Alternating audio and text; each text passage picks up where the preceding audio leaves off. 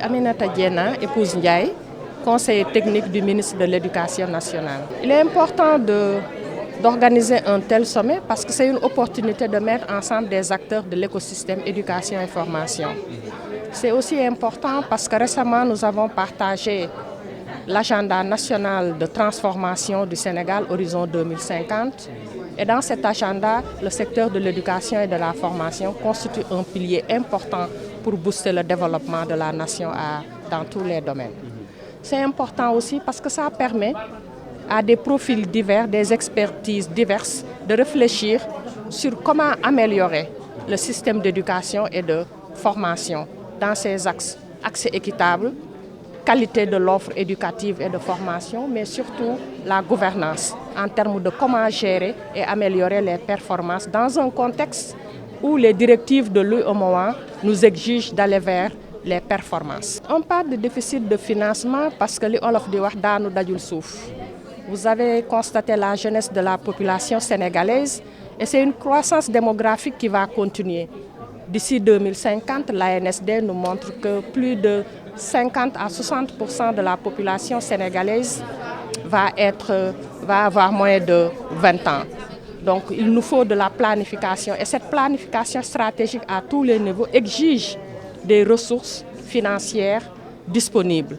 C'est là l'idée donc d'aller vers une réflexion approfondie sur quel type de financement pour accompagner la jeunesse de ce pays, en Afrique mais aussi au Sénégal. Et quelle place va occuper la digitalisation? Bon, la digitalisation constitue aujourd'hui une modalité pour aller vite et bien, parce qu'on parle de l'efficacité et de l'atteinte des résultats. Nous y sommes déjà parce que n'oublions pas qu'il y a eu un programme de modernisation de l'administration française, de l'administration sénégalaise. Et cette fois-ci, il va falloir consolider les acquis et aller plus loin.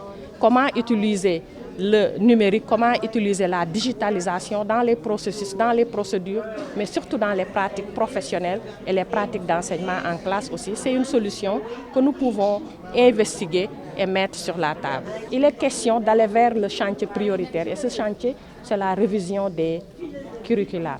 Il y a un déjà là. Nous avons des acquis, mais le monde évolue. Il y a des besoins nouveaux. Les jeunes ont de nouvelles habitudes d'apprentissage.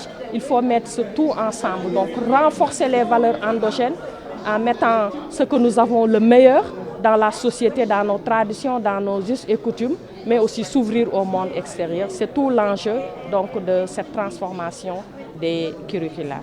Abdelrahman Baba Moussa, je suis le secrétaire général de la conférence des ministres de l'éducation des États et gouvernements de la francophonie, donc la Confémen. Alors ce sommet est important parce qu'il s'agit de la jeunesse qui représente la majorité de la population dans nos pays, notamment en Afrique. Et cette jeunesse qui a un gros problème à s'insérer socialement, culturellement et professionnellement. Donc la question de l'adéquation entre les formations qu'ils reçoivent et les emplois disponibles se pose. Donc dès qu'on parle d'adéquation de formation-emploi, ça renvoie à la question de l'employabilité. Pour avoir un emploi, il faut être employable. Et est-ce que nos systèmes éducatifs préparent vraiment à cela? Donc aujourd'hui, Ashoka a réuni les acteurs de différents horizons. D'abord les jeunes eux-mêmes, les acteurs des pouvoirs publics, la Confémen par exemple, les ministères, les parents et autres pour poser cette question-là. Pour moi, l'enjeu de cette réunion, c'est justement trouver une solution au problème d'employabilité des jeunes, d'insertion socio-professionnelle des jeunes. En matière d'éducation et de formation, je crois qu'au cours des 20 dernières années, la plupart des États ont fait des efforts pour faciliter l'accès. C'est-à-dire qu'on a de plus en plus de jeunes qui entrent à l'école. Mais la question essentielle reste encore la rétention. Beaucoup de jeunes entrent à l'école, mais dès la fin de l'école primaire, déjà, une grande partie des jeunes quittent l'école et au fur et à mesure qu'on avance dans le système scolaire, il y en a de plus en plus qui sortent. Deuxième problème, c'est la question de la qualité de l'éducation. Les évaluations que nous faisons à la Confémen montrent que dans plusieurs pays, entre 50 et 60% des jeunes qui finissent le cycle primaire n'ont pas le seuil minimum attendu dans cette discipline-là. Et c'est donc important pour nous que nous fassions des efforts, d'abord pour améliorer la qualité des apprentissages à l'école. Cela passe par le renforcement de la qualité des enseignants. Sans enseignants de qualité, il n'y a pas d'élèves de qualité. Cela passe par des manuels scolaires qui sont adaptés, dont les contenus sont en phase avec les progressions des sciences, mais aussi avec les réalités auxquelles les enfants et les jeunes sont confrontés. Cela passe également par le choix de la langue d'enseignement. Et on sait aujourd'hui que des enfants qui apprennent dans une langue familière, notamment la langue maternelle, apprennent mieux et sont capables d'apprendre mieux encore d'autres langues. Donc nous circonscrivons notre action autour de ces points et je rajouterai peut-être la préscolarisation pour permettre aux enfants de commencer assez tôt et d'avoir une vie scolaire plus longue. Et à côté de cela, il faut également agir. Comme je disais, beaucoup d'enfants sortent de l'école avant la fin du système primaire et donc il faut s'occuper d'eux. Et nous pensons qu'il faut des dispositifs pour accompagner toute cette structure d'éducation alternative où des jeunes sont pris en charge dans la langue maternelle, puis dans le bilinguisme, avec la vocation soit à revenir dans le système scolaire, soit à continuer dans la formation professionnelle. Il faut que l'éducation non formelle, donc hors de l'école, soit autant développée que l'éducation formelle. C'est dans la synergie d'action et dans les passerelles entre l'école et le milieu que se construira donc une éducation pertinente pour nos jeunes. Mahamadou Badiel, je suis le directeur pays de SNB au Niger.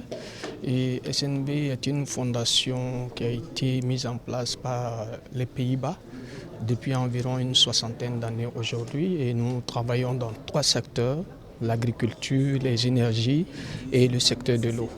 Oui, pour cette ouverture des acteurs du changement, je pense que tous les discours que nous avons écoutés depuis ce matin sont en ligne avec ce que nous faisons au niveau de SNB.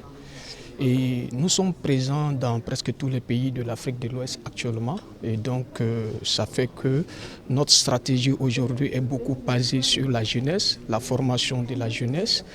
Et on sait que, par exemple, cette jeunesse au niveau de l'Afrique fait pratiquement 77%. Et la formation classique, comme on a dit, n'arrive pas à prendre en charge tous ces jeunes. Et la majeure partie font partie du milieu rural.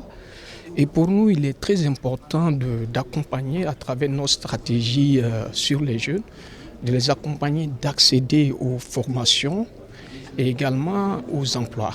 Donc, nos stratégies, on travaille dans tous nos projets et programmes à intégrer ces jeunes-là, à pouvoir avoir des emplois décents à travers eux-mêmes et aussi à travers des pairs.